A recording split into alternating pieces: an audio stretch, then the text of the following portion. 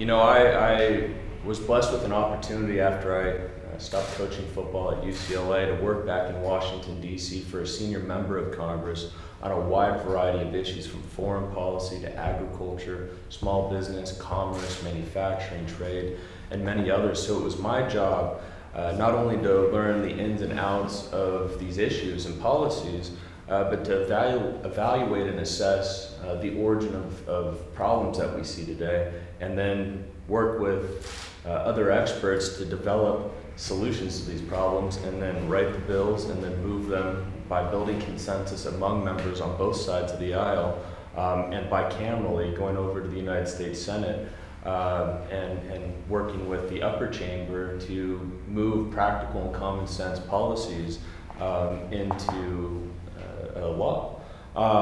Whether it was reforming old policies or bringing forward new and modern policies, that was my responsibility. And one thing I gathered back then, and I think it's actually gotten much worse now, is the fact that politics has overridden the ability to truly govern and to bring forward strong policies for our future.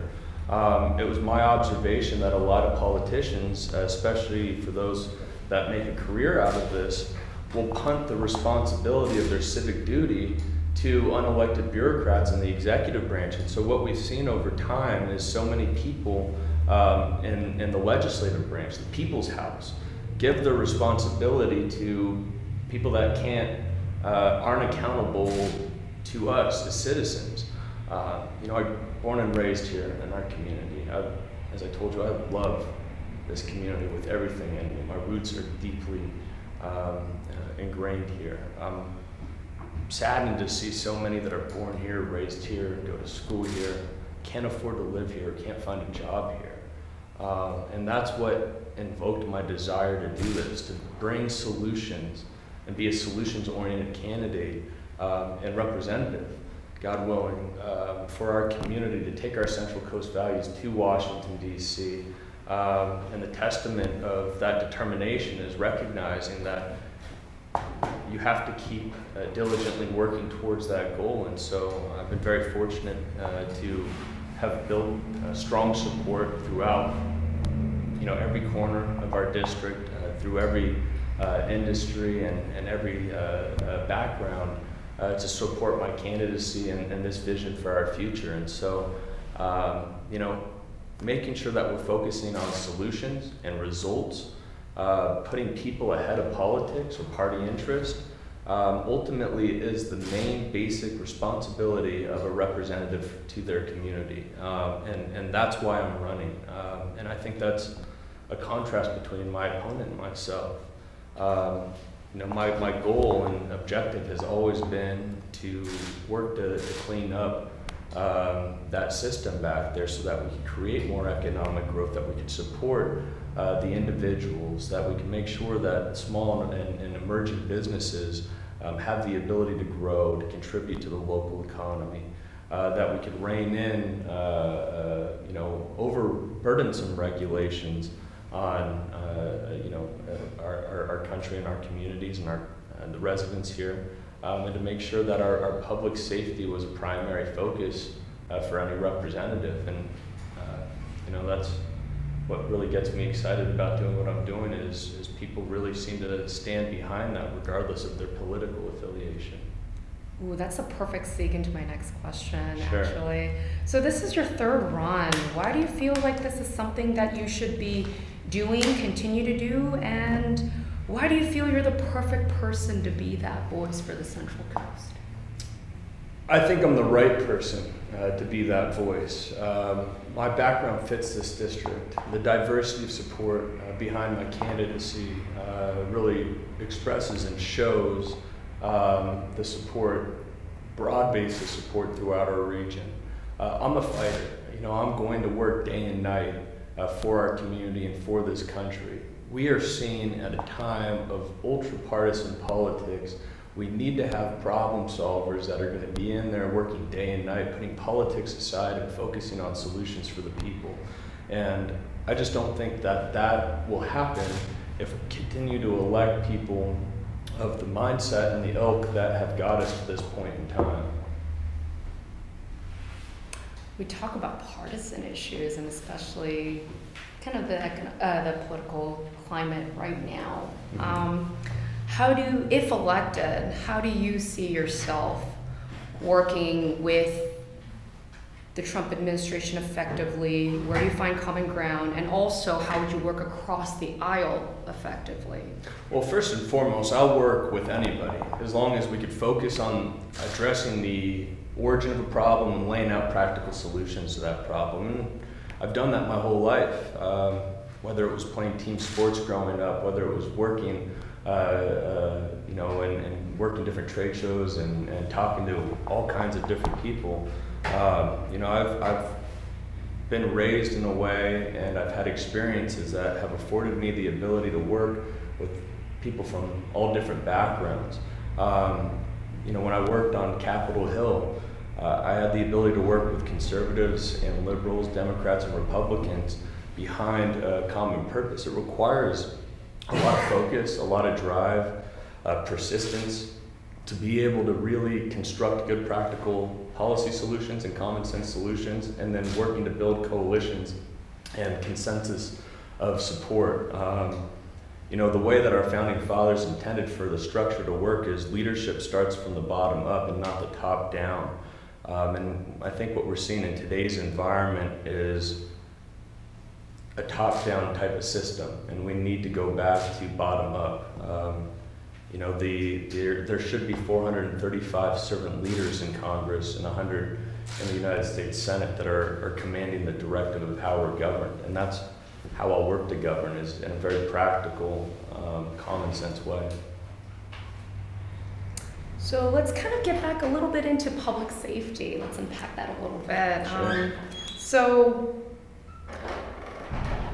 there's been an emphasis on your campaign ads focusing on public safety. Yeah. And in particular, locally, you highlight the 2015 Maryland Ferris murder case and the conclusion of the trial this summer as one of your focus talking points as to what you plan to bring to the public safety issue if elected.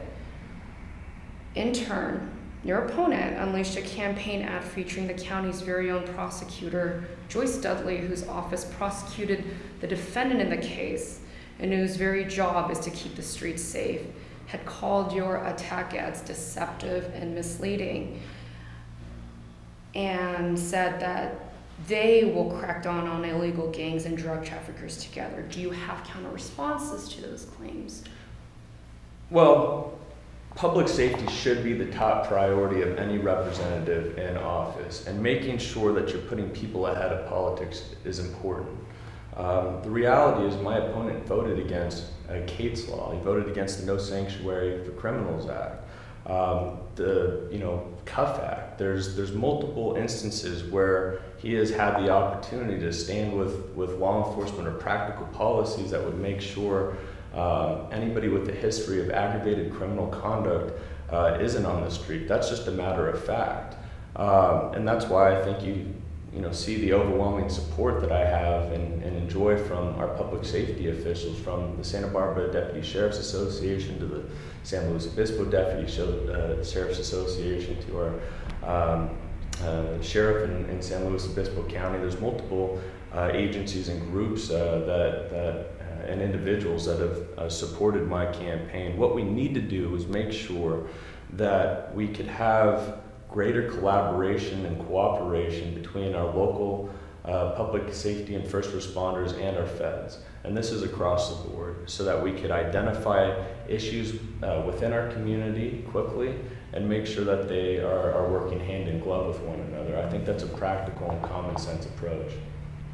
I get the sense you've got a question. Okay, so we talked a little bit in the live about communication between law enforcement officials and the federal agencies. Sure. When you're talking about communication, what specifically did you mean by that? Like dispatchers, or letting different agencies know down the tier what the other is doing, as far as whether it's deportation, lodging detainers, things like that? What I'm talking about is when we're talking about communication, there is technology that allows for different agencies or groups or first responders to be able to communicate with one another for safety purposes. That's one. Two, yes, working with our local, and state and federal agencies to make sure that they are making pointed attentions and that people who potentially may pose harm or have posed harm to individuals in our community aren't on the streets is also critical. So these are things that we need to address head on. We have to have common sense policies when it comes to keeping our communities safe, specifically as it comes to law enforcement, law and order. I do back the badge on our law enforcement, and I will work to make sure there is better local, state, and federal partnerships between all agencies. This is something that our law enforcement wants. It's something that our community is looking for in leadership, and also highly critical is talking about another very catastrophic issue that we're dealing with, and that's the forest protection and range management here in the state of California. This is an issue that's affecting us in a really significant and prevalent way.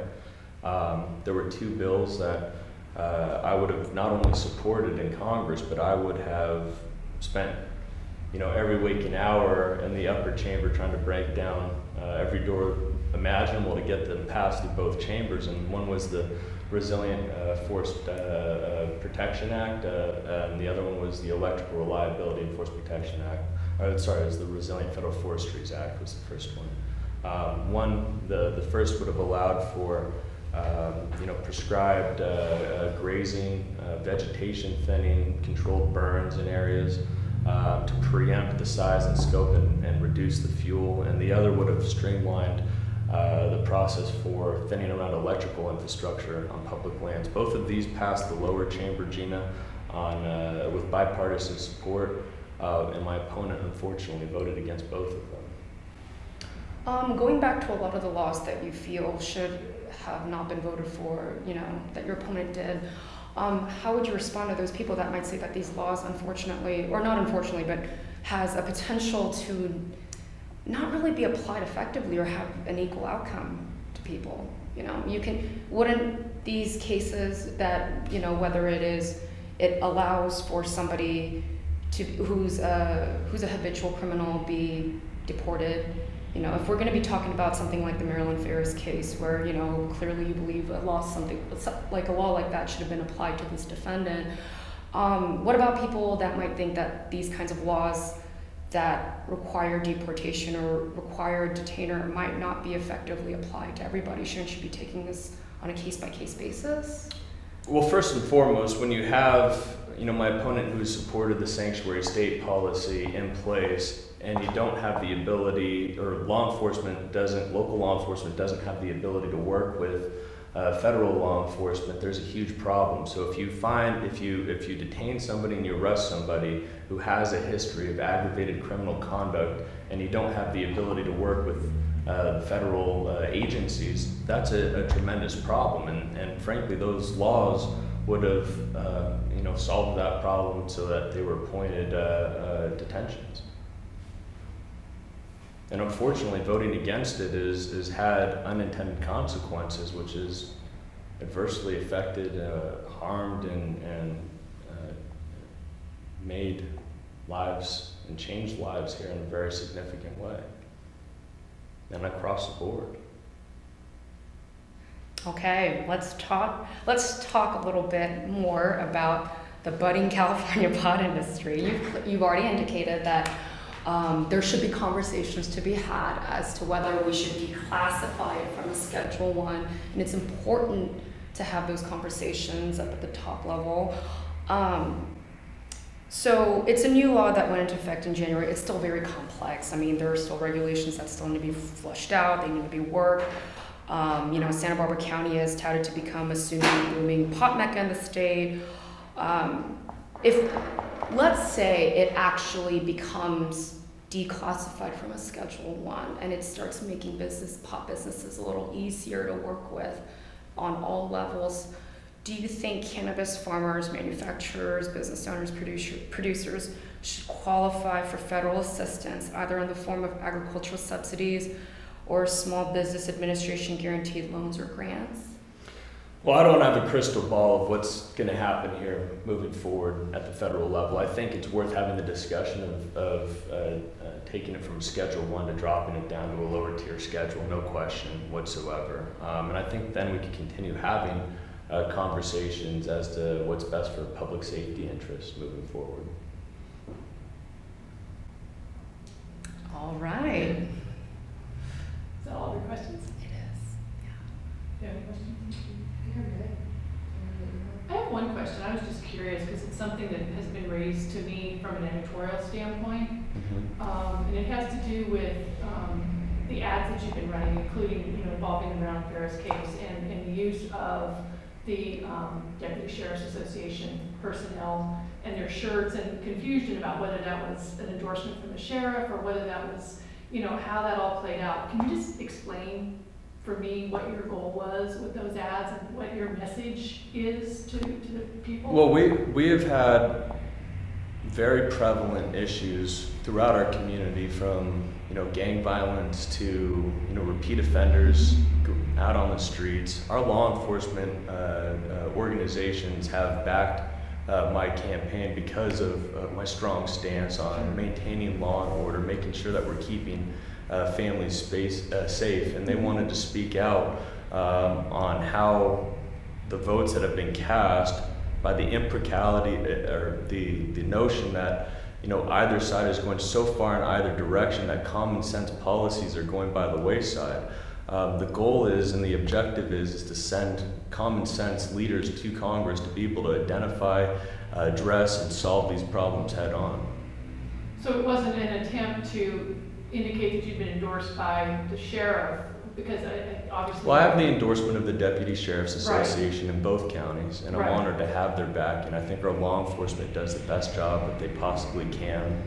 The men and women who serve us, put their lives on the line every single day. I think the least that one could do in my capacity is work to support and back them and make sure that they have the resources, the policies in place that not only make their jobs easier, keep them out of harm's way, but also keep the residents of our community safe. That's my objective and my goal here, and my opponent has not been that type of representative. Okay. Thank you. You bet.